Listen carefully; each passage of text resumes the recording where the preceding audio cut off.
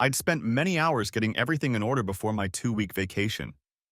I leaned back in my chair and turned to admire the scenery through the window behind my desk when I heard the unmistakable sweet voice of my assistant. So, Luke, are you ready for the big day? As ready as I am at all, Melanie. It's not like I haven't done this before. You will, boss? You don't need to set a record for the most marriages in a decade. I smiled. Are you picking on me? Maybe a little bit. But you're too nice a guy to deal with all the shit. Hell, sorry. Shit you've been through.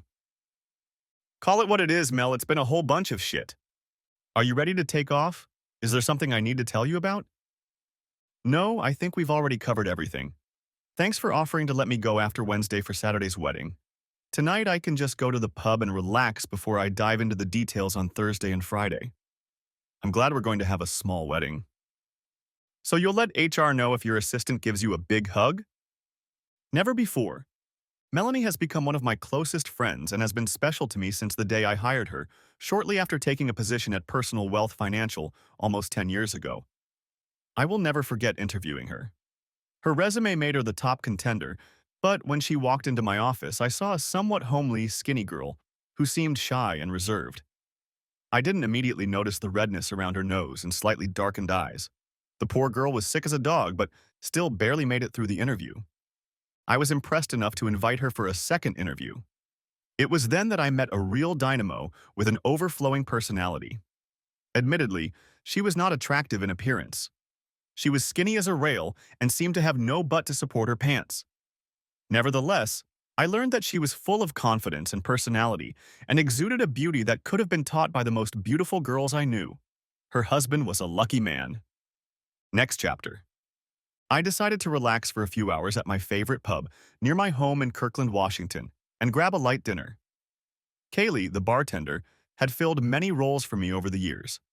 Her beautiful red hair framed the stern face of a woman who was a second mom to me, a confidant, counselor, and caring friend. In her youth, I'm sure she was quite attractive, but a hard life in smoking had taken its toll on her features in her early 40s. But to me, she was a lovely person.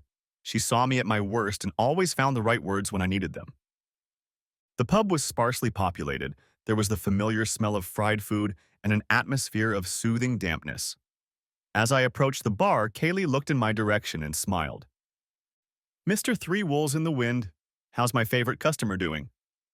Better than I deserve, Kaylee. Are you still chained to that man of yours, or are you ready to run away with me? What, and ruin your beautiful bride's wedding day this Saturday? The usual, Luke. Yes. As Kaylee disappeared behind the faucet, I noticed an attractive woman sitting alone, 3 stools away from me. By my estimate, she was about 35. She was biting her lower lip and smirking slightly, which seemed to be the result of my chatter with Kaylee. I decided to show some neighborly concern and greet her. Hi. She furrowed her eyebrows and cast a suspicious look at me. You don't look drunk. I raised an eyebrow. That's the most interesting greeting I've ever been thrown. No, I'm not drunk. The bartender said you were drunk. I assumed that meant she thought you were drunk. Oh, I grinned. That's her nickname for me, but it's not 3 sheets. It's 3 cheaters. Great. Another guy who can't keep it in his pants. She seemed to bite her lip a little harder, and the frown on her face said it was personal to her. Just as I was about to speak, Kaylee put my beer in front of me and came to my rescue. Lady, Luke is one of the sweetest and most loyal men I've ever met. He wasn't a cheater. Sadness darkened her face and her lips quivered. I'm so sorry. I was sure tears were about to rush, so I nervously held out my hand for a greeting, hoping to avoid the emotional flood that seemed inevitable. No problem. I'm Luke. She held out her hand for a quick, frantic handshake as if she was afraid of human contact. No, I'm sorry. I guess you can call me Deceived too many times to count. Or Linda, for short. Nice to meet you, Linda, for short. I'm sorry? Sore subject? Her mood improved considerably after my stupid joke. I hate making women cry, and the change in her mood was a welcome development. Yes, definitely a sore subject. But something tells me there's quite a story behind your experience with the 3 servings of chowder. I guess, but I'm not sure you want to hear about it. Go ahead, Luke. Tell her your story, Kaylee interjected. It's fascinating. Linda faked a pout. Please? You two aren't leaving me much of a choice, are you? No, they replied in unison. All right, all right. Let's see, where do I start? Harper. Life doesn't always work out the way we expect it to. I realized my marriage was over long before my first anniversary. Funny enough, I wasn't that upset about the end of my marriage, but my confidence was shaken. I first met Harper my senior year of high school. I was an 18-year-old virgin, and she was 18 too, and far from pure. I wasn't looking for her, but a group of friends brought us together. I should have said no, but my little head beat my big head for that decision. My teammates cornered me in the locker room after the game. Luke, when are you going to stop hanging around with the blimp and find yourself a girl worthy of our quarterback? Chuck, you talk about Aubrey like that again, and I'll flog you. She's not a blimp, just a little arrogant. But I like her. And even though we're not dating, she's my best friend. Okay, but you need a real girl who puts herself out there. We need to make your cherry burst. I don't need your help getting laid. Back off. Ted stepped in to calm me down. Hey, Luke, I'm sorry. It's just that Harper was telling my girlfriend that she'd really like to meet you. Harper may be beautiful, but she likes to date anyone who wears pants. That's not what I want. She's not really like that. She's nice and she likes you. Come to my party tomorrow night. She'll be there. Just to see if there's any chemistry between us. What could be worse? Guys were very cruel when it came to my friend Aubrey. She wasn't a slim and lean model, but she was exactly what I liked. She had a girly face that I knew would remain gorgeous even in middle age and beyond. We weren't dating, but that was impossible to realize because we were always together. Truth be told, I found her extraordinarily beautiful on the outside as well as the inside. We grew up in church together, and I wanted to be true to my beliefs. Unfortunately, those damn hormones were destroying the weak defenses I had erected around my chastity. Get over it. I wanted to have fun. At Ted's party, Harper was looking for me like a missile homing in on a target. Luke, Ted said you'd be here. Hey Harper, you look good. Good enough to eat? Well, I'm not. Relax, Luke. I'm just messing with you. She wasn't messing with me. We played tonsil hockey for an hour, and it wasn't halfway through the night before my feelings changed on many levels. Aubrey understood right away. She looked hurt, but accepted that I had gone to the dark side. A few weeks later, she started dating Dennis, a center from our team. Knowing that Aubrey wouldn't rush things, I teased them both. She couldn't laugh, and Dennis told me to chill. I apologized to both of them and felt pretty awkward afterwards. The way they called me out made me ashamed of my changed attitude, but after all, I was a stupid teenager. I began to distance myself from Aubrey and Dennis. Looking back, I was living in the dark, and the light surrounding them was unpleasant to me. I wanted to have fun, and their presence hindered me. Harper and I dated and explored each other for the rest of the school year and the following summer. I loved our relationship.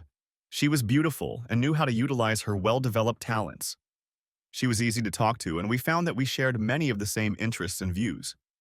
After a few months, I began to fall in love with her. Harper planned to attend Washington State University in the fall, and I headed to Indiana to attend Purdue on a football scholarship. As much as I loved her, I realized the long distance would be hard on both of us. We agreed not to be exclusive and to see each other when we were both home.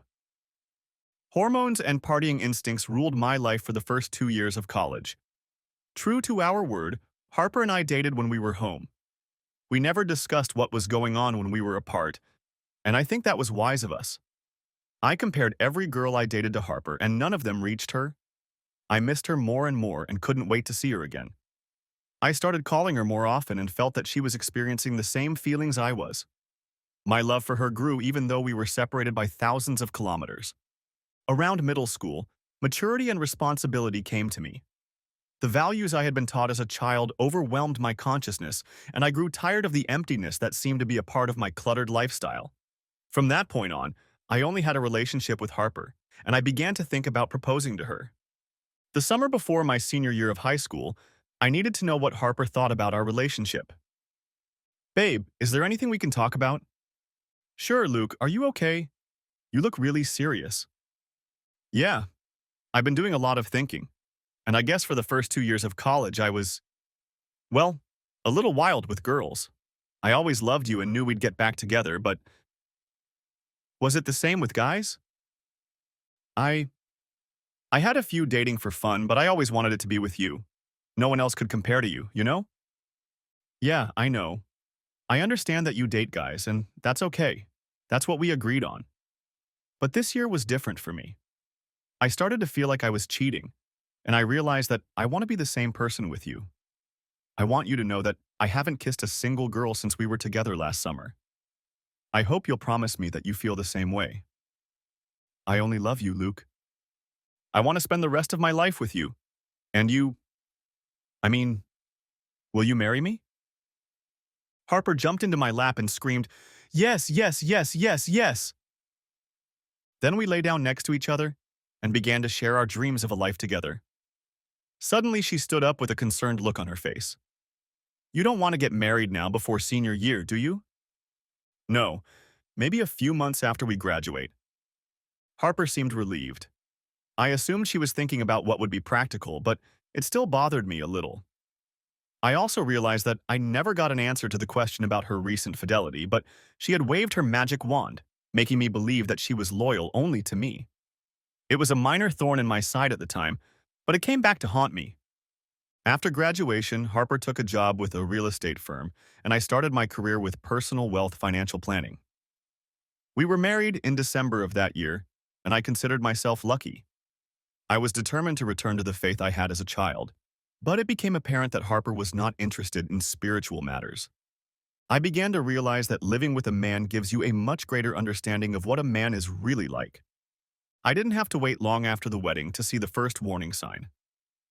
Harper talked me into cutting short our honeymoon in California wine country so we could attend a New Year's Eve party with more of her friends, most of whom she knew from college. I hardly saw my new bride all night.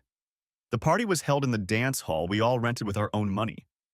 Harper fluttered around the room and chatted with everyone. Sometimes I didn't even know where she was. Several of her girlfriends kept me on my toes like it was their assignment for the night. I had to carry a passed-out Harper to the car and into our apartment. She was very considerate and apologized for her behavior at the party, so I got over it. But over the next year, events piled up in my head that there was no way I could come to terms with. She had a lot of late-night meetings. She wasn't very forthcoming about the details of her work and life, and at times I felt like her friends were at the top of her priority list. How could I have been married for less than a year and yet feel so alone? A year passed, and it was time for another New Year's Eve party at the same place. I really didn't want to go there, but at the same time I felt compelled to see what Harper did when she was alone with her friends. I figured I'd have a better chance of seeing the real Harper if she didn't think I was there, so I excused myself at the last minute, citing an upset stomach. Harper was even glad I stayed home. I let the party go on for a few hours and then showed up around 10. Immediately after showing up, I did my best to stay out of sight. It didn't take me long to see Harper at the other end of the room. There was a group of 6 guys standing around her, and they were all taking turns showering her with kisses. Then, I saw her pull one of them by the arm into the hallway that led to the small practice rooms for dance classes. The others stood off to the side, giving each other high fives and looking like they were in line. I stood there for a bit, wondering what to do, and decided I should see what would happen. I headed to the other end of the room, but the attention of Harper's friend Amy didn't escape me. "Luke, Harper said you were homesick." "Don't bother me, Amy." "Luke, please don't go back there." "Yes, I've been—" I grabbed her hands and looked her straight in the eyes. "Why? What am I going to see?" Amy started to shake with fear. She could see the anger building up in me, and I was barely managing to hide it. "Luke, you're not going to like this. Please don't. She really loves you." I pushed her away and followed my wife. There in the training room, my wife was making out and starting to undress with the guy she had willingly brought into the room. I felt like rushing out and pouncing on her and Chuck Norris. But without realizing it, I took a few pictures on my phone and headed home. Once at the apartment, I printed out one of the pictures and left it on the table along with my wedding ring. I packed enough clothes to last me a week and headed to the Holiday Inn. It was weird. I sat in my room and felt like I should have been crying or angry. But instead, I felt like I finally had answers to all the questions that had been building up in my head. I kept her in the dark for a few days while I looked for a small, furnished apartment, and then I called and arranged to come over so we could talk. "Luke, where the hell are you? How could you just leave like that?" "I'll come over tonight and we can talk." "Luke, please. I'm sorry for what you saw. It was... Shut up, Harper. We'll talk tonight. I'll be there at 7. I hung up the phone and searched for some emotion to hold on to. Emptiness, of course, came over me. A little anger and a healthy dose of bruised ego also came over me, but I felt an overwhelming sense of relief. Of course, I'd spent a little over a year on this. Somehow discovering the real Harper had vindicated my growing suspicions. Our relationship had never really been right. My thoughts returned to a conversation that had taken place between my father and me years ago. We were talking about love and relationships, and I asked him how I knew I had found the right woman. His words still ring in my ears to this day. It's different for everyone, but when you kiss her, maybe your knees will go weak or you'll feel a glow, like you've been filled with electricity. Maybe it will manifest in some other way. It doesn't matter. You'll know. I couldn't remember feeling a similar statement with Haley, but now I realized it was a purely physical sensation. I'd never felt the real connection my dad had talked about. So, to my surprise, I was okay. I was still disappointed by her behavior, but was handling the situation quite normally. I entered the apartment at 7 without knocking. Harper was sitting at the kitchen table staring at the damning photograph and my ring. Calm and clearly resigned to the inevitable, she greeted me with words that summed up everything that had happened. "We're done, aren't we?" I sat down across from her.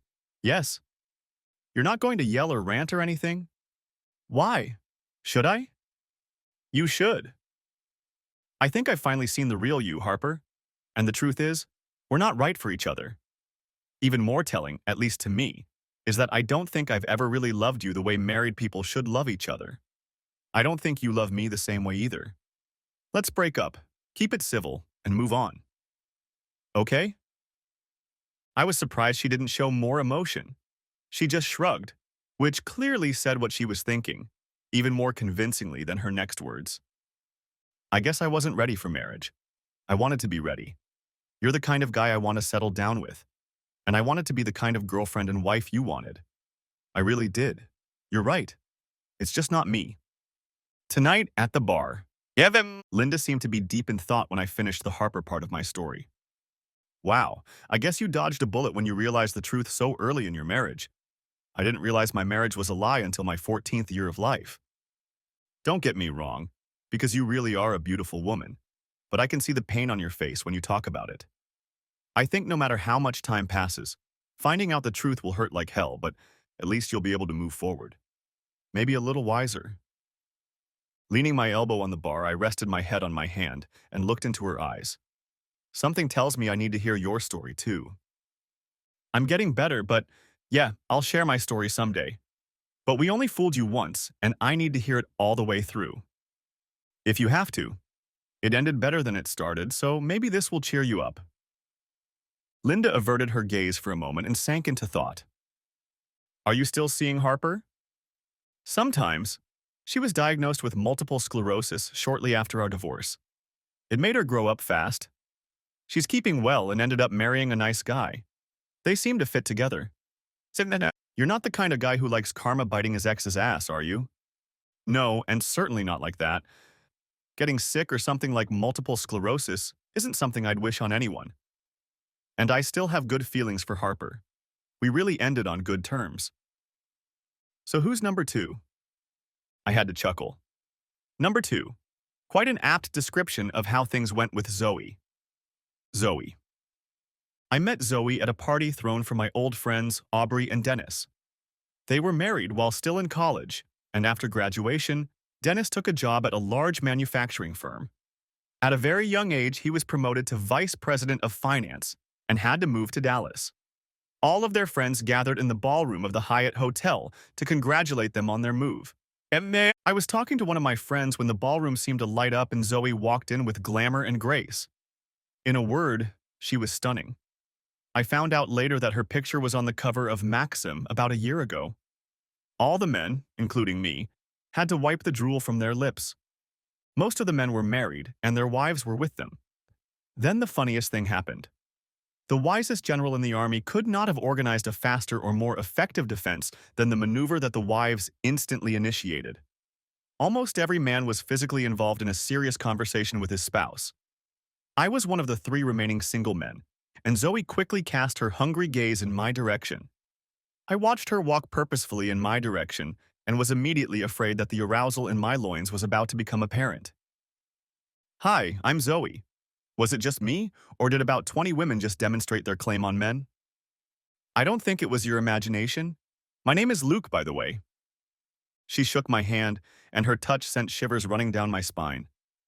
Zoe, nice to meet you, Luke. Looks like the ladies see me as a threat. Looks like your chain isn't protecting you. No, my chain broke a few months ago. And yes, you are a threat. You should know how tough you are. Thanks, but you're pretty damn awesome yourself. I could feel my cheeks flaming with an intense fit of blush as I searched for an appropriate response. So, shall we spend some time admiring each other's beauty? Oh shit, her laugh was amazing. I like you, Luke. You're funny. So maybe we should just hang out and get to know each other better. And we got to talking. She was bright and engaging. We chatted with great ease, and I was drawn in. She seemed to like me, too. The party was coming to an end, and Zoe and I made a date for the next night. She had to leave a little early, which gave me time to pay attention to Aubrey and Dennis. Aubrey was still the same beautiful girl I knew back in high school.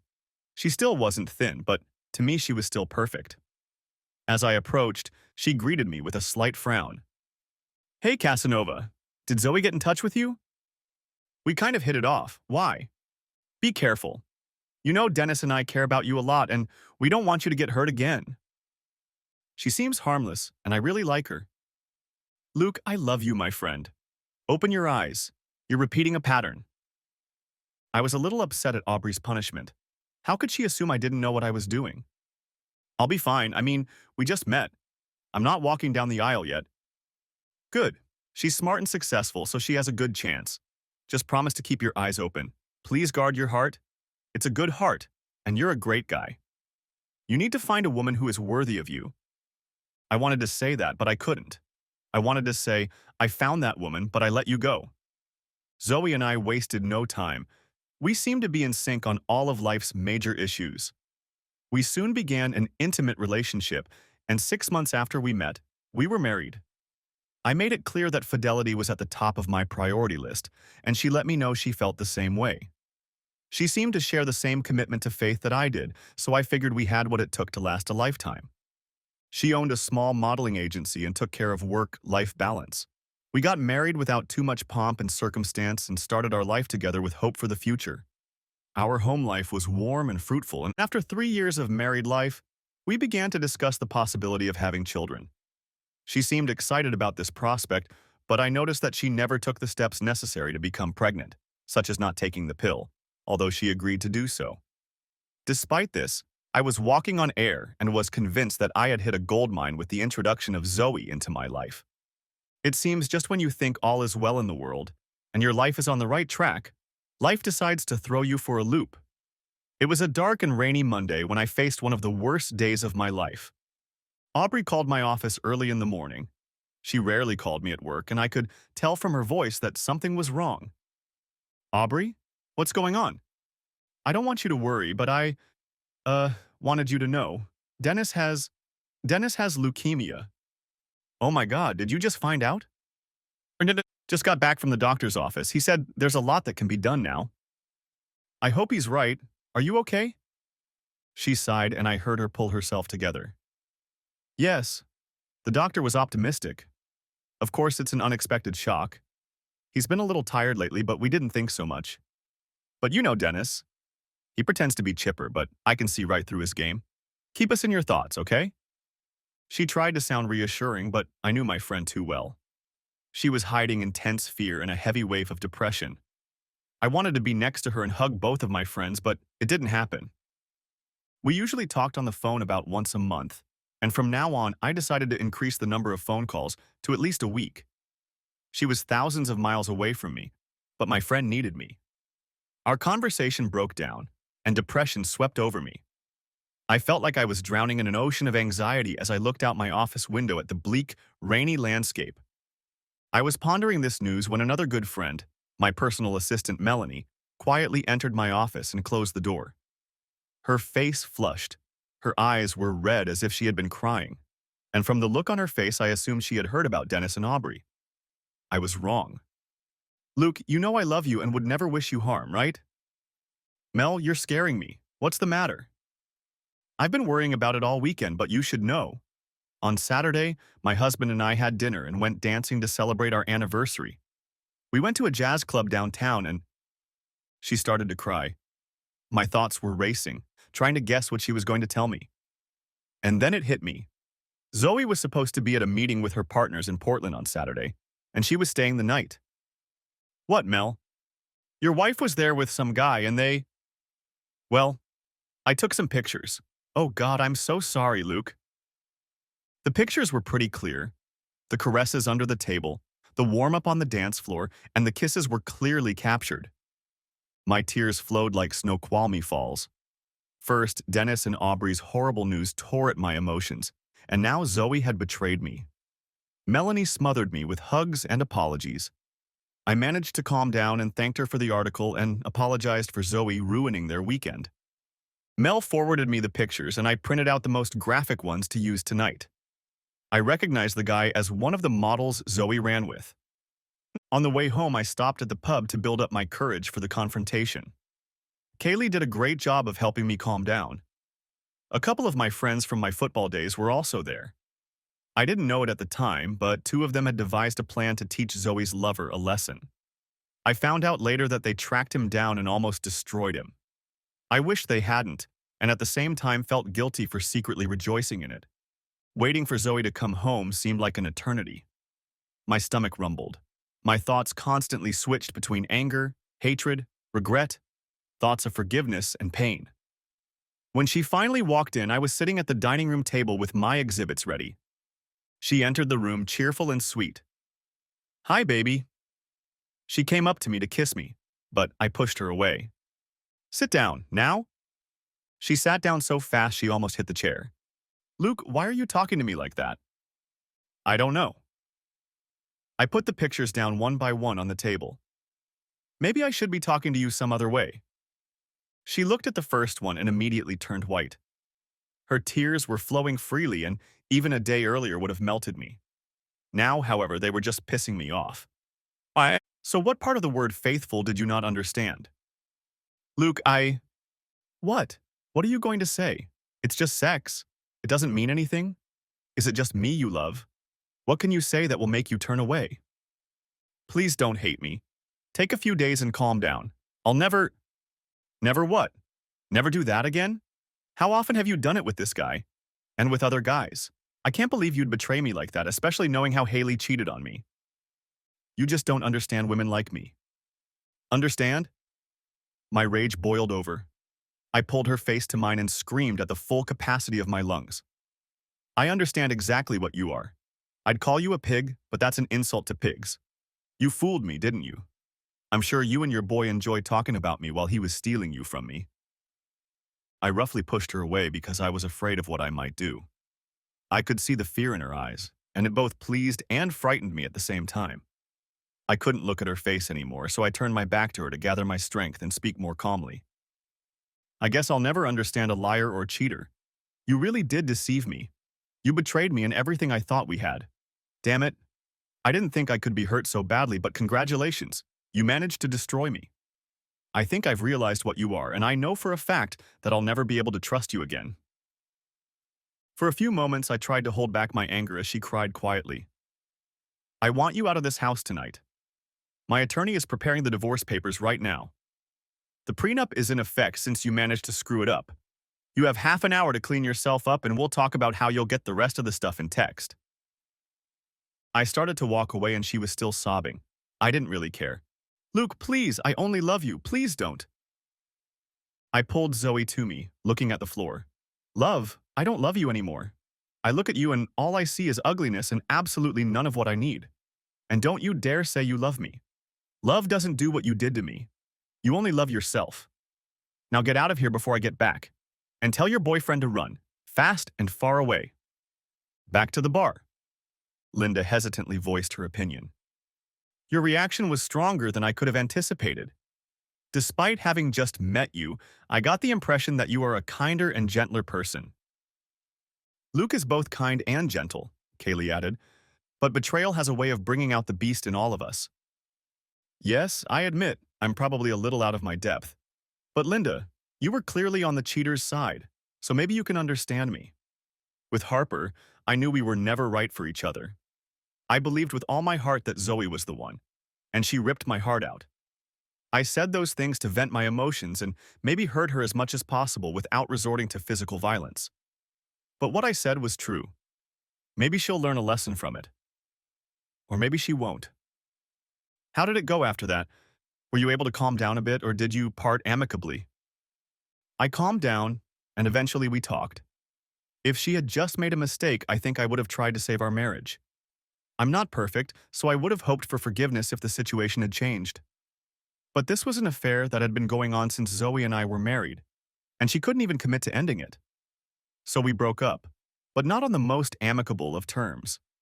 Surprisingly, Zoe was amenable and accepted the divorce as it was presented to her. She moved her business to New York, and I haven't seen or heard from her since. And what happened to her lover? You said he was beaten. Did it come back on you? He had a lot of bruises and was in pain for a while, but he recovered. What upset him most was the scar above his eye that threatened his modeling career, but that too is past. Ironically, Zoe became my alibi as the attack happened 45 miles from home, at the very time I ran into Zoe in our dining room. I'll admit my first reaction was a feeling that justice had been served, but it quickly faded away. Sure, he was a scumbag, but I didn't mean it or provoke him. So that's two. Looks like you picked the same women and expected different results. I smiled sadly. You sound like my friends. They all tried to tell me the same thing, but I guess I'm a slow learner since I went down the same path after Zoe. Are you kidding? No, I wish I was. As sad as it is, I think you'll get a kick out of how I found out about Samantha's cheating. Samantha. My divorce was finalized in October 2016. I decided to fly to Dallas to visit Aubrey and Dennis and celebrate Thanksgiving with them. As usual, air travel was difficult that week and I sat in the SeaTac airport for several hours due to delays. I was concentrating on my beer in the lounge when a charming blonde who was having a tense conversation with someone on the phone lowered herself into the seat across from me. Listen, I can't control what the damn airlines do. I can't go to the gate and demand that we take off because you demand that I arrive on time. The plane is delayed. I will be there later than expected. She had the cutest dimples that danced as she spoke, and I couldn't help but giggle to myself. She disconnected the call without waiting for an answer on the other end and muttered a few phrases to herself. Then, with a glance at me, she realized that I couldn't help but hear her talking and decided that I was laughing at her. Are you laughing at me, asshole? Oh God, no, I'm sorry about that. I didn't mean to hear you. Then what are you laughing at? I grimaced and decided it was better to be honest. I hope this doesn't piss you off, but, well, I've noticed that you have amazing, beautiful dimples that dance across your face when you're arguing with someone. Thankfully, she laughed and blushed, trying to hide her dimples. Sorry, my mom can make me cranky when she's like that. She thinks the whole world revolves around her schedule, and it's my fault I show up late. Moms can be like that. Are you okay? Oh yeah, I love my mom. But I'm having a hard enough time dealing with air travel as it is, and I don't need her attitude at all right now. Your phone's ringing. It's her. Believe me, I'm sparing her feelings by not answering it. I'm not in a good mood, and I can't be responsible for what might come out of my mouth. Can I buy you a drink to help you regroup? A drink from a stranger. She threw a little girl look with a shy grin and dimples on her cheeks. I'm not that kind of girl. Well, I'm Luke. And you're? She giggled, smiled, and whispered with feigned desperation. I'm Samantha, or Sam to my friends. See? Now we're not strangers. What would you like to drink, Sam? We chatted for almost 2 hours before my flight finally boarded. I was mesmerized by her wit and charm. She didn't have the beauty that Harper or Zoe had, but she was still very attractive. Her smile was a little crooked like Drew Barrymore's, and combined with those wonderful dimples, she seemed so damn beautiful to me. She had the body of an athlete, which made me feel like a high school sports star who had allowed himself a little extra. I decided I had to fix that. I almost regretted hearing the announcement from the airline. Shit. Sam, they're starting boarding my flight. It's been a pleasure meeting you. Do you live in Seattle? Yes, I live in Redmond. And I'm almost next door in Kirkland. Can I be so bold as to ask if you're in a relationship? Because I'd love to buy you dinner and get to know you better. My opinion of how cute she was further reinforced when she wrinkled her nose. Wow, you move fast. But you're pretty cute, so... Okay, give me your cell phone. Sure, here. Okay. My info is in your contacts under Sam, and you can call me anytime after I get back next Wednesday. Thanks. I have to say, I never thought I'd be this happy after having to sit and wait for a flight. Me neither. I might even be in a good enough mood to call my mom back. We hugged, and I felt like I was in heaven. She pulled away and looked into my eyes. Do you really like my dimples, or was that just a line? Trust me, I really, really like them. Luke? Yes. Please don't turn out to be some kind of weirdo. I don't want to have to knock you. I was glad she was laughing. Don't worry. I'm so normal that I'm more afraid of making you angry than anything else. The flight was beautiful because I felt like I didn't even need an airplane.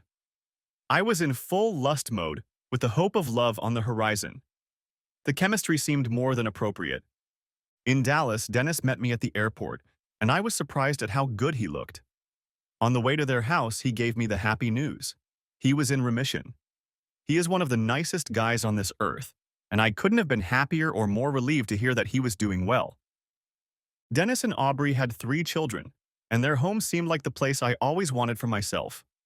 Love was everywhere. Aubrey cooked an amazing feast and took the time to scold me for choosing narcissistic women as wives instead of finding a girl with good character. In the back of my mind, I pondered which category I would put Sam in if our relationship worked out. I waited to call Sam until Thursday of that week when we both returned home. I was counting on a quick conversation to plan a date, but I ended up feeling like a teenager when our conversation turned into a 2.5-hour marathon. By the time the conversation was over, my head was in the clouds. I could feel a huge smile on my face and enjoyed the moment. It was then that I realized that I wanted her. I couldn't wait to pick her up for our date. I was so excited that I had to fight the urge to leave too soon. Her apartment was only 3 miles from my house, and I expected to spend a lot of time in the coming months driving the route between our homes. Our first date was at one of my favorite places, Matt's Rotisserie and Oyster House restaurant. We had an easy conversation and I couldn't stop looking into her eyes. I was falling much faster than I wanted to, but I was clearly falling. The longer we talked, the more beautiful she seemed. Luke, you have no idea how much I want you to come visit me for a while. Oh, I think I know how much, but I want to take my time. Do you mind? Yes, I think so. You're still getting over your marriage, so there's no rush. Thanks for being understanding. You're much more understanding than my little brain. Yeah, Luke, I've lusted after you since the moment you told me your name at the airport, but let's not rush things. I don't mind. Cold showers helped for a few weeks, but by Christmas we realized we were in love and let the passion flow. I'd never run a marathon, but the closeness with Sam was the most intense workout I'd had since football practice at Purdue. A few months later, Sam moved into my house just in time for Valentine's Day. There was no question that we were in an exclusive relationship, and we were rapidly gaining momentum. That summer, we planned a small wedding. Sam played volleyball and led an active lifestyle playing a variety of sports. Hiking, kayaking, biking, and jogging took up all of our weekends when we weren't busy in the Olympic bedroom. She was active at a local gym, and I decided to join too. We organized workouts, and I bought us both Fitbits and an iPad app that allowed us to track our fitness progress individually and as a couple. I was in the best shape of my life. The wedding was set for the first Saturday in August. We each invited our immediate family and a few friends. Melanie, my personal assistant, would be coming with her husband. Aubrey and Dennis were to fly in for the wedding. I felt I had done everything right this time and couldn't wait for Sam to be Mrs. Riley. The wedding was informal, with only 37 invited guests, so Sam didn't have the stress that many women become brides. Sam's sister was a bridesmaid, so she didn't have to worry about other attendants. Our priest performed the ceremony right in the reception hall, which avoided transportation problems and wasted time. I stood next to the priest and watched the bride walk towards me. Before the procession began, I looked around at the guests. Melanie was standing a few rows behind me and glowing with happiness, but I didn't see Aubrey or Dennis. I hoped they weren't having trouble flying. We said yes, kissed, and started the party. The longer the reception lasted, the more worried I became that I wouldn't see Aubrey and Dennis. About 2 hours into the reception, I felt my phone buzz with an incoming message. Luke, I'm sorry we missed your special day. I didn't want you to worry or ruin your holiday, but Dennis has been diagnosed with cancer again. He went into the hospital yesterday. Don't worry about it. We're fine, but I'm sorry I wasn't there for you. Call me when you get back from your honeymoon. I told Sam about it, and she agreed that I needed to call Aubrey right away. I did, and she tried to assure me that everything would be okay, but we knew each other too well. Dennis was in trouble, and she didn't hide well how scared she was. Sam and I honeymooned in Hawaii, and I tried my best not to dwell on the difficulties Dennis and Aubrey were facing alone. Overall, it was a great trip, and I was comforted by Sam's understanding and attention to my emotional needs in addition to her considerable skill in satisfying my physical desires. A few weeks later in mid-September, Sam and I flew to Dallas for a long weekend to visit Dennis and Aubrey. I walked into their home, and their son and two daughters nearly jumped at me with hugs, greeting their Uncle Luke. But what really knocked the spirit out of me was the sight of Dennis. The big, strong center from my high school football team had become thin and frail. His complexion was gray, and he looked like death was looming over him. I tried not to look shocked and tried my best to treat my friend the same way I always had. After dinner, Sam helped Aubrey with the dishes, and Dennis took me aside to his den. Luke, you probably guessed I wasn't coming. Come on, Dennis. You're a fighter. Life is a fight we all lose in the end, my friend. I've made my peace with that. I'm more worried about Aubrey and the kids. They'll be fine financially. I've taken care of that, but promise me you'll take care of them, okay? I think they'll stay here in Dallas, but the kids will need to hang out with their godfather, Uncle Luke, and Aubrey will need to hang out with her best friend. You didn't have to ask, but I promise. You know I love you, don't you? I know the feeling is mutual. You're a good man, Luke, and a good friend. I couldn't stop my lips from trembling. I thought guys weren't supposed to cry. Dennis struggled to say it, clearly clutching his throat. Real guys cry, buddy. Could silence be both warm and sad at the same time? It went on like that for a few moments until Dennis changed the subject. By the way, Sam looks amazing. I hope you two live a long and happy life together. 2 weeks later, Dennis was gone. The funeral and burial took place in Washington, D.C., where their families lived. Aubrey and the children stayed with us for several weeks while we tried to help them through this difficult process. Once again, Sam was wonderful and a true partner in a time of need. It was several months before Sam approached me with an idea. Do you know Hugh, the owner of the gym? He's about to retire and was wondering if we might be interested in buying the place. Really? And what do you want to do? My career at Microsoft is good, but this is more like my dream. It's something I'd love to do. Well, I really don't want to change careers. I'm too well established and capitalized in the marketplace. Why don't you go into it on your own? On my own? I suppose I could, but I don't have that kind of money. Maybe I can help. What is Hugh looking for? I have enough money to pay for the business, but he also wants to sell me the building. That's $2 million I don't have and am unlikely to raise. We started an LLC for the purpose of investing in real estate because my portfolio had grown significantly, which meant I had plenty of freedom for other investments. Our accountant and lawyer drew up the contracts, and our new business went off without a hitch. The night the paperwork was finalized, I was showered with kisses and we celebrated wildly all weekend. Microsoft asked Sam to stay on as a consultant at a solid hourly rate. We discussed the pros and cons, but both of us realized that the extra income would really ease her financial situation. It didn't take long to realize that the new business would be a huge success. Owning the business and working at Microsoft, which included constant travel, put a lot of stress on Sam. She had lots of energy, but I had to work out at the gym if she needed to go out of town. Nevertheless, we were happy and even started making plans to start a family. Sam thought it would work out if she eventually left her job at Microsoft. Right after our first anniversary, Sam had to travel to Atlanta for 3 days to support software development. As usual, we talked every night and shared details of our days. On the second evening of the trip, she called just after 3 p.m. West Coast time or 6 p.m. Atlanta time. Hey Sam, how was your day? Wonderful. We got a lot done, but there's still a lot to do. I can't talk long as some of the team members are getting ready to continue their work over dinner. Can I do that tomorrow? Of course. I'll be heading to the gym tonight to check on things so I can go and see how the staff is holding up. Sounds good. Love you, babe. Me too. I headed to the gym and decided to work out before I went to check on things in the office. Satisfied that everything was going well, I stayed to close the door at 9. I was tempted to call Sam, but it was past midnight in her time zone and I was sure she had had a long day. I showered and decided to pass the time by playing a game on my iPad. The Fitbit app caught my eye and I decided to see what my progress looked like. I opened the app and felt the blood rush from my body. My gut twisted in pain as I saw the evidence that my life was falling apart. Sam was working out. Her Fitbit was active. Why would she be exercising at almost 1 o'clock in the morning her time? The more I watched, the more I recognized the pattern and immediately realized what she was doing. I had to call her. On the first try, her phone rang until it went to voicemail. She had a distinctive ringtone for me, so she must have known who was calling. I tried calling a few more times, but the call still went to voicemail. Finally, on the 5th try, Sam answered. Baby, is everything okay? No, I'm not okay. Are you hurt? In the hospital or something? Injured? Yes, I've been hurt pretty badly. Oh no, what happened? What's his name?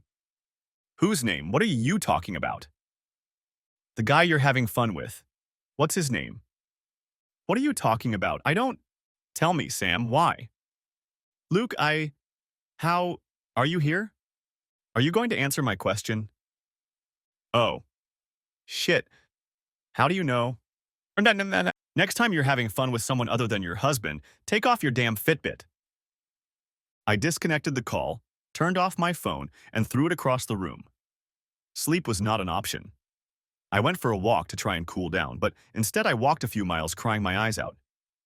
This wasn't supposed to happen. Not this. How could I keep dating wives who couldn't be faithful? I came home with a plan to fulfill. We kept our household separate, but we had a few joint accounts and credit cards for household expenses. I went to the computer, transferred all the money into one of my accounts, and closed everything I could online. Late that evening, I sent an email to my law firm asking to schedule an appointment with a divorce attorney as soon as possible. The next day, I took time off work to get my affairs in order. I had my divorce papers and prenuptial agreement ready to go. I met with my accountant and attorney to begin the process of paying off Sam's gym loan, since there was a clause in the loan documents that allowed me to claim the full amount of the loan with 60 days' notice. How could I have been such an idiot? How had she managed to fool me? All my insides ached, and I wanted her to experience that pain and more. The vengeful fool in me wanted to ruin her. I hadn't spoken to Sam since that incident, so I didn't know what her plans were for coming home. It didn't help that the fallen phone had ruined the little suction cup and I had to buy a new one. I immediately blocked Sam's number. I needed a friend, so I called Aubrey. She calmed me down and begged me to be less vindictive. She was my conscience when I didn't want her to be, but I promised her I would try. I thought about stopping by the pub, but if Sam kept to her original travel schedule, she'd be back soon. I wanted to end this confrontation as soon as possible and hoped I could get home before she did. But I was out of luck. I walked in on a sobbing Sam. She ran up and tried to hug me, but I pushed her away. Don't touch me, Sam. Oh, please, oh God, I'm so sorry, please forgive me. I'm sorry, it's not going to happen. Don't leave me, please. I don't want to lose you. Lose me? No, you left us. Luke, please, I was stupid. I thought... Thought? Thought what? That you'd get away with it? Or that I wouldn't mind? Or did your brain tell you that it didn't matter if you broke our vows? Or that you could deal with the consequences, or that you could disrespect me when you slept with me and it wouldn't make a difference? What about the idea that the risk of killing my love for you and ripping my heart out is worth the risk? You didn't think. Or maybe you thought there was a better lover for you. Is that it? No, no. Then what foolish thought came into your head? Come on, tell me your excuse. It wasn't an excuse, all right. It was just a silly recreation. Recreation? You must be joking. How often do you have fun, huh? Do you have fun with the guys at the gym? Taking trains in the women's restroom? I can't understand how you could even come up with a reason like that. I just thought, there you go again, trying to tell me you've thought it through. If you can't do without it for 2 or 3 days, then you're not in control. Please, Luke, help us forget about this. Let me summarize it for you, darling. You allowed another man, who you still haven't named, to get intimate with you in a relationship that belongs to you and me alone. And don't give me that it's your body that you can do whatever you want with. It's yours and mine. Give up all others until death do us part. Remember? Well, there was death. Our marriage died as soon as he got you into bed. She moaned. I wanted to savor her pain, but it was killing me too. Pull yourself together. Shut up and listen. You'll be served with divorce papers in the next few days. No, please, just not a divorce. Help me do this. Listen, damn it. The terms of the prenup regarding adultery are in effect. You're not getting much. I'm also applying for a loan. The principal amount is a little over $350,000. You'll have 60 days to pay it off or you'll lose the gym. No, Luke, you'll bankrupt me. I said shut up and listen. I won't claim the loan if you sign the divorce. You resist, then I'll take everything. I don't care about the money or the gym. I just want you. Please, let's work this out. No, Sam. You knew about my painful history with cheating wives. You swore you wouldn't do that to me. And yet a year later you did exactly that. I'll never trust you again, especially when you show so little respect for me knowing what it would do to me. Damn it, Luke. I made a big mistake. I'm not perfect, but neither are you. Are you telling me you never wanted to date another woman? I fought my composure to stay calm. I bit my lip so hard I could taste blood. Yeah, I'm not perfect. We all have fantasies. The difference is that you acted on them. I would never do that. Please, stop begging. It makes me sick. But we were planning a family. What? Do you really think I want my children to have a mother who thinks the way you obviously think? I want to have good, decent, moral, loving children who will make this world a better place. I don't want their lives to be affected by a man who can do what you did. She started wailing again, and I didn't want to listen to her at all. I left and told her I'd be back in a day or two when we'd both calmed down. It was hard to leave the broken woman I loved sobbing uncontrollably on the floor. At first I hoped she was feeling as destroyed as I was, but I felt horrible guilt for leaving her. Besides, I needed to get out of there before I broke down. I didn't want her to see that. After a few days, I cooled down. We talked, and I agreed to go to counseling to see if we could save the relationship. I didn't want to be a 3-time loser, and I really cared about her. I just didn't know if I could ever get that feeling of her being my life partner back. After 6 weeks of meetings with the counselor, we were driving home from the last session and Sam was uncharacteristically quiet. I glanced at her a few times and saw tears rolling quietly down her cheeks. Like a lot of guys, I'm not particularly observant, but I knew this night was going to change everything. We walked silently through the front door and Sam broke the silence. Can we sit down and talk? I have a story to tell you. Sure, babe. I assumed she had decided to sit next to me on the couch to avoid eye contact. Sam sighed heavily and, struggling for composure, began her story. When I was little, my dad and I were very close. I was his princess and he was my hero, just like a father should be. My sister and I would always snuggle up to him on the couch when we were watching a movie or just relaxing as a family after dinner. Even during my rebellious teenage years, my father and I were close. When I was 16, I made a vow of purity to him at our church that I would save myself for marriage. I did not take that promise lightly. I took every word seriously. Our church held events like that when I was a kid. Yes, it was the order of the day then. Anyway, I started dating a guy from my Sunday school class. We dated for about a year, and he kept pushing me toward intimacy. On my 18th birthday, I gave in and Pandora's box was opened. I know what you're like. Yeah. Anyway, one night the rest of the family had to leave for a banquet, and my boyfriend and I were left home alone. After about 15 minutes, we were already doing it. I looked up and saw my dad in the doorway looking at us. He was diabetic and had forgotten his insulin, so he had to go back to get it. His mouth was trembling like he was going to say something, but instead he just walked away. I covered my eyes to chase after him, even though I had no idea what I was going to say. Before he walked out the front door, he turned to me. There were tears in his eyes, and it was like I was struck by lightning. I couldn't move.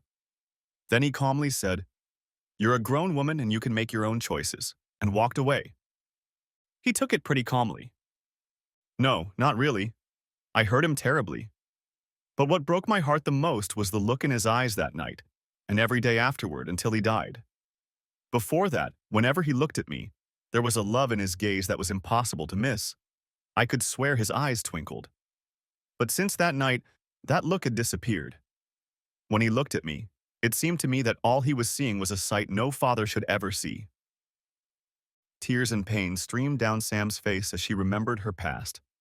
A chill ran down my spine as I realized why she had forced herself to tell me about this horrible milestone from her past. I wanted to speak up but decided to let her finish. We never hugged again after that. Sure, we hugged when we said hello or parted ways, but the intimacy of daddy and princess was no longer there. We loved each other, but now we were father and daughter. She paused to gather her thoughts and I hugged her, partly to comfort her, but mostly to let her know I understood her. Luke, when I look into your eyes, I see the same look my father had.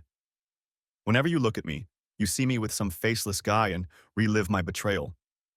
I feel like you desperately want it to go away so we can go back to the way things were before I ruined everything, but there's nothing you can do about it. I'm sorry. I'm not holding on to this to punish you or anything. I still love you.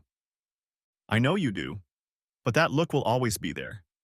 You can't trust me no matter how much you want to.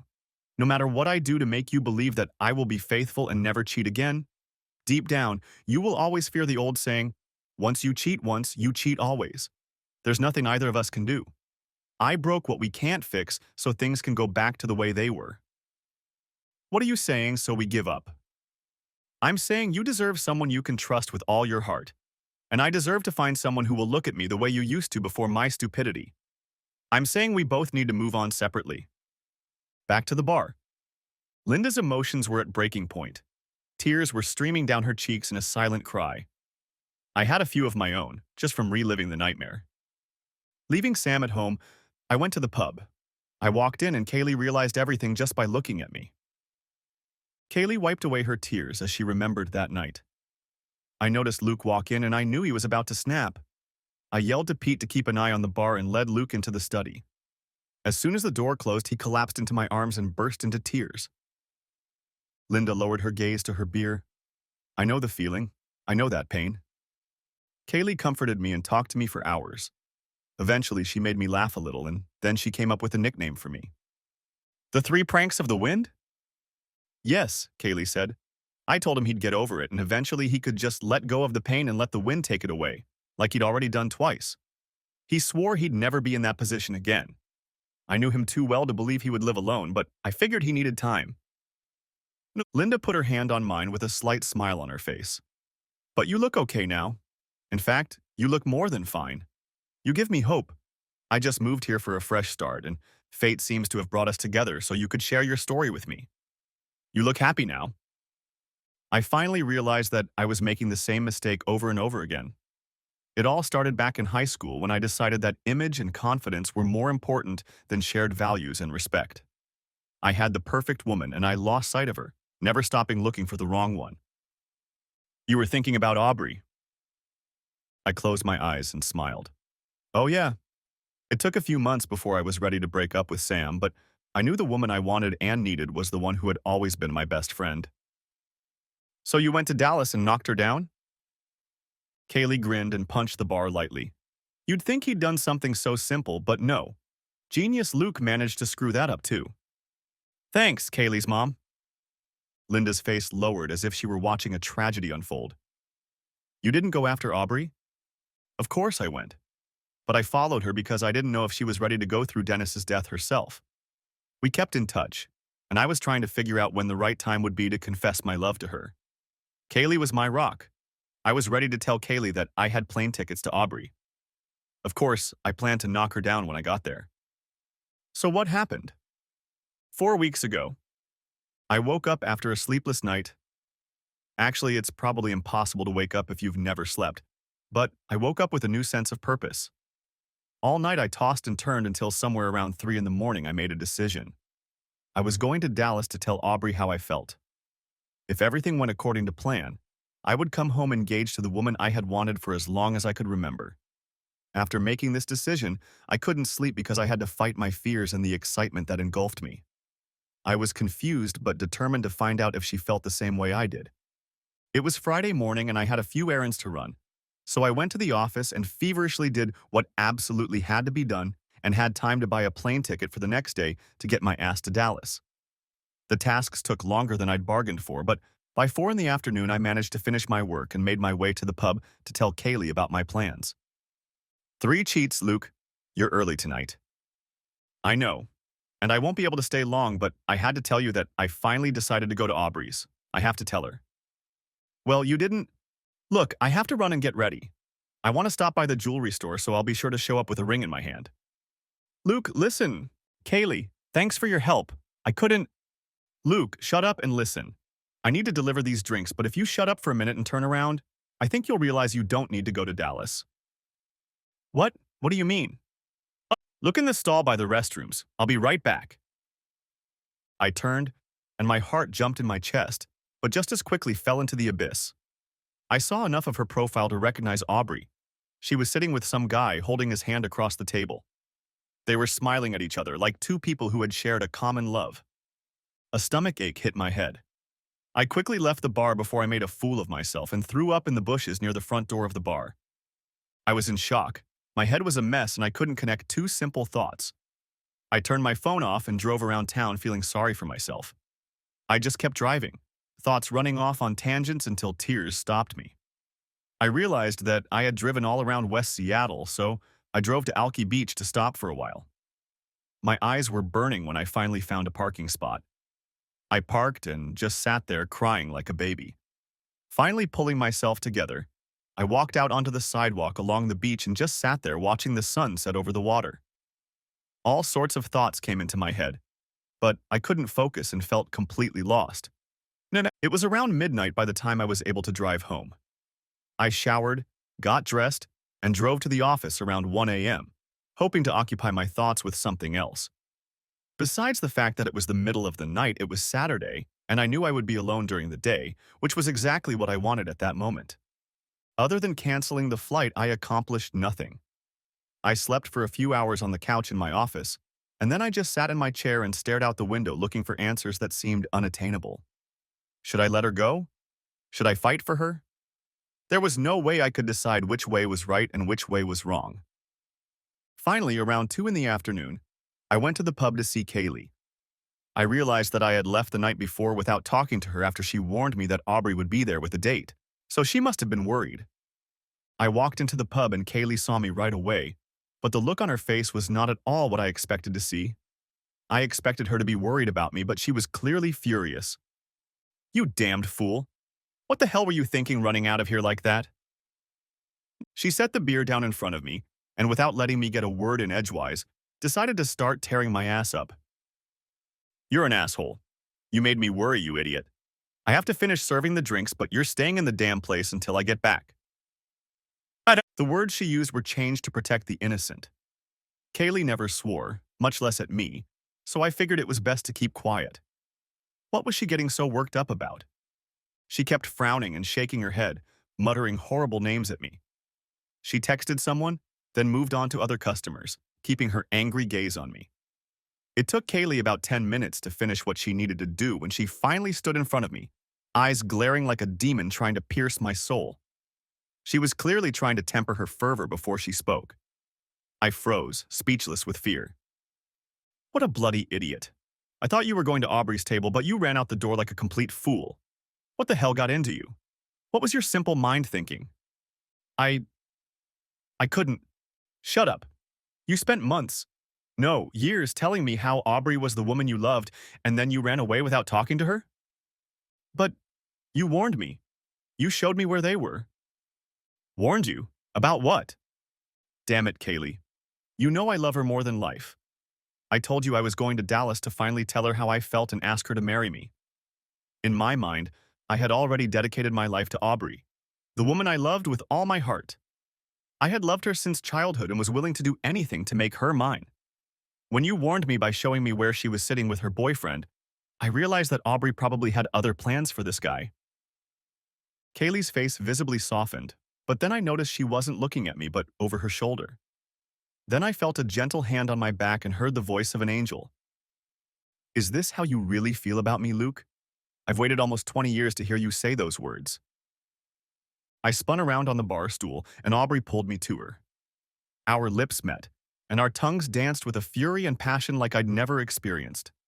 I felt our hearts and minds merge into a single life bound by love.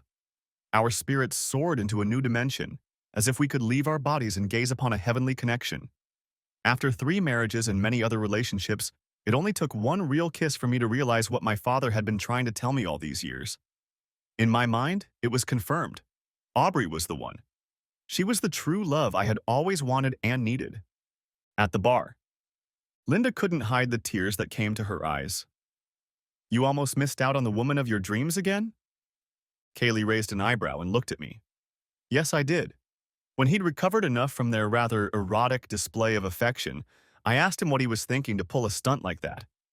"I told you she was sitting with another guy." Kaylee looked ready to cuss me out again, but I noticed the glint in her eyes. Then I told him he was a damn fool for making assumptions without checking them out. A smile spread across my face as I felt her hands on my shoulders before she spoke. "Kaylee, are you being mean to Luke again?" I turned around to see my love and pulled her lips to mine. After a few seconds, Kaylee giggled and cleared her throat. "Why don't you two get a room? That PDA is embarrassing all the customers." Aubrey smiled back at her. "We'd love to use the room in a few days, wouldn't you, honey?" Linda smiled, her damp cheeks glistening. "You two look wonderful together." "Oh, I'm sorry. Linda, I want you to meet my fiancé." "Hi, Linda. Luke's manners are a little off. I'm Aubrey." Happy tears flowed from Linda's eyes. "Aubrey, it's so nice to meet you. Luke has been admiring you all evening.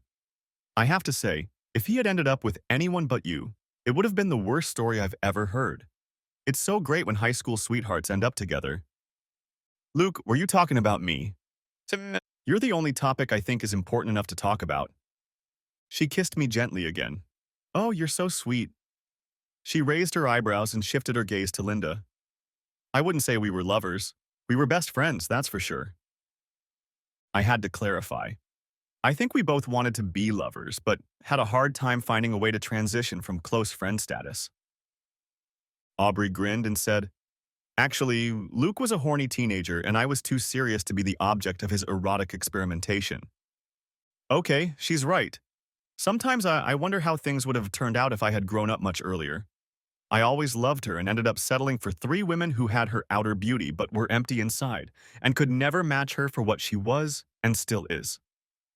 Well, Aubrey, Luke was right about how beautiful you are. Oh, you're too kind. The important thing is that when I look into his eyes, I see his heart intertwined with mine. I know he loves me unconditionally, and I feel like the luckiest woman on earth. Linda grabbed Aubrey's hand and scanned us both with a concerned look. "Wait a minute. What happened to the other guy?" Aubrey looked at her with an understanding smile. "There was no other guy. It was my cousin, Paul. I stayed with him and his wife for a few weeks while I looked for a house in the neighborhood. I was already planning on moving back in and hoping Luke would finally come to his senses and ask me to marry him." Linda grinned and wiped a few tears from her eyes. "You two are beautiful together." "Damn, and here I was hoping I had a chance to get Luke," she laughed. "But I see it's a lost cause. I moved here from California for a fresh start, and I was hoping to make new friends and maybe a real soulmate. I hope there are a few more like Luke among my peers." Kaylee reached across the bar and took my shoulder and Linda's with her other hand. "Linda, you've made 3 new friends," Aubrey added. "Yeah, and actually, you should come to the wedding on Saturday, especially since you're new here." "Oh, that's nice, but I can't participate." "Come on, girl. Coming to the wedding reception of 2 of your 3 friends in Seattle is not an intrusion. We'd be offended if you didn't. Besides, almost everyone there will be from our neighborhood, and I'm sure you'll make dozens of new friends." "Okay, you talked me into it. Luke, honey, text her the details." "You really are the sweetest couple. Isn't it a shame you both had to go through such a hard time to get here?" I can't speak for Luke, but I think he needed this experience to get in shape. As for me, I wouldn't trade anything for the time I spent with Dennis and the joy our 3 children gave me. I loved that man with everything I had. So if we had wanted to start out differently with Luke, it wouldn't have mattered and it probably wouldn't have worked out in the end. I think the timing was right and God knows what he's doing. My love for Luke has never left me, and it is just as strong as my love for Dennis. I'm just lucky to have two wonderful men who have filled my life with love. That's so sweet. It's a true miracle that you two finally ended up together. It wasn't a miracle, it was a conspiracy, I said as Aubrey stroked my head and laughed. Kaylee and Aubrey set the whole thing up behind my back. That's partly true, Kaylee added. When Luke and Sam broke up, I called Aubrey. Luke had already told her, but I told her that's not why I was calling. I asked when they were both going to wake up and meet up. Aubrey chuckled, moving on to the story. By then, Dennis had been gone for 11 months, and I wasn't ready for a new relationship. I have to admit that a relationship with Luke was nothing new to me, but I wasn't ready. And I didn't think Luke would be ready either, since his last breakup was so fresh. Luke and I still talked at least once a week, and I could hear the anger and resentment in his voice. So I told Kaylee to continue the healing process, since I knew Luke was here almost every night, and I would try to gauge his progress when Luke called. I already knew I wanted Luke and figured he would be ready just in time for me to get strong enough to move on. I stepped into the conversation when Aubrey paused. About 6 months went by and I found that I couldn't think about anything or anyone but Aubrey.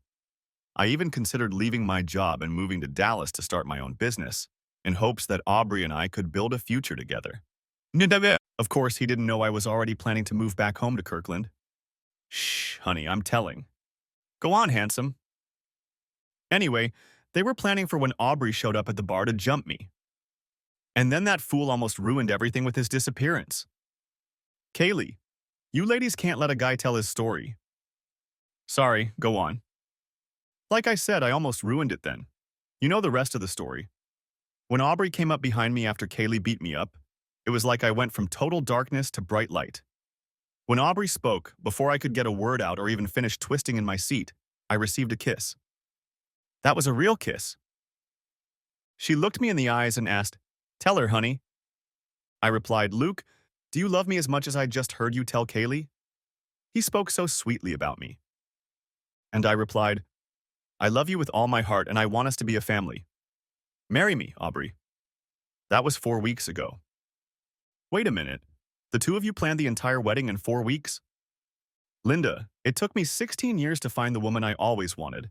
I always knew she was right for me, but I blew it by making too many stupid choices. We weren't going to waste a second more than we had to. Next chapter. The wedding was great. No one will ever convince me that there is a more beautiful woman than Aubrey. Linda traveled to the wedding. She spent a lot of time getting to know a lot of people, but she paid special attention to Aubrey's older brother, who happened to be single. They have been together for several months now, and Linda has become one of our closest friends. I'm no longer Uncle Luke, but the kids now call me Daddy Luke. They asked me if they should call me Daddy. I told them that I already loved them like family, but their daddy was a special person and they should always remember him as Daddy. Daddy, or what became Daddy Luke, is quite fitting. Before the wedding, Aubrey asked if I needed any kind of prenup. Absolutely not, sweetheart. You are my life and everything in the world to me. Trust me, I don't need a plan B. So 3 cheats of the wind won't be recorded? Absolutely not. Being married to you is a joy that far exceeds what I deserve. My days of marrying cheaters are in the past. Perhaps one of our children will someday write a story about us. Maybe they'll name it, "It only took 4 tries" or something clever like that. Speaking of kids, Mr. Riley, we need to set up the nursery. My 3 cheaters from the past have definitely been discarded and no longer lorded over me. I can now say with every fiber of my being, "Oh yeah, life is good." The end. Thanks for watching. I hope you enjoyed it. Subscribe to my channel and watch for the next video.